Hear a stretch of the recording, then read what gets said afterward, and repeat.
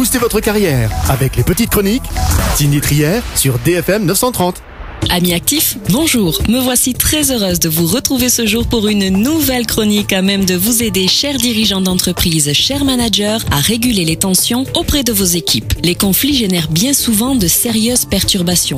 Baisse de performance, démotivation, turnover ou encore absentéisme, telles sont les conséquences possibles de tensions non apaisées. Les entretiens de recadrage ne suffisant pas toujours, il peut être bienvenu d'en passer par une médiation. Mais dans cette optique, plusieurs règles doivent être respectées. Étape numéro 1. Choisir une personne neutre et objective, bienveillante et conciliante, capable de dire les choses avec tact et pédagogie. Étape numéro 2. Établir un diagnostic de la situation en relatant le ou les éléments déclencheurs. Prendre soin de bien replacer les informations dans leur contexte. Étape numéro 3. Rappeler l'importance de la discrétion. Il est indispensable de respecter l'histoire, le vécu et les confidences des personnes rencontrées. Étape numéro 4. Autoriser une rencontre équitable avec chacun des acteurs concernés par le conflit. Prendre garde à n'oublier personne. Étape numéro 4. Autoriser une rencontre équitable avec chacun des acteurs concernés par le conflit.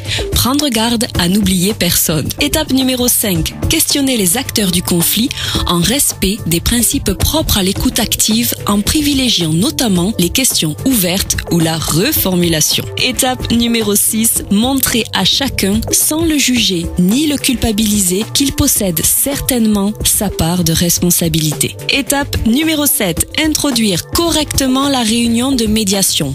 Rappeler qu'aucune insulte, agression ou départ précipité ne saurait être accepté. Privilégier toujours un lieu neutre en bannissant les endroits chargés de souvenirs négatifs. Étape numéro 8. Rappeler l'historique et l'objectif de la rencontre et demander à chacun de s'exprimer en respect d'une communication non violente. Étape numéro 9. Si la tension monte, interrompre la réunion et la reporter. Revoir les acteurs du conflit avant de programmer une nouvelle rencontre. Et enfin, étape numéro 10. Rédiger un rapport final contenant une synthèse des entretiens, respectueuse des règles de confidentialité et relatant les engagements pris par chacun. Vous voici désormais armés, chers auditeurs, pour vous conditionner aux règles élémentaires d'une médiation réussie. Attention toutefois, si vous ne vous sentez pas de mener la médiation, la meilleure idée est encore de faire appel à un professionnel avisé. Rendez-vous la semaine prochaine pour une nouvelle chronique en lien avec le monde passionnant du travail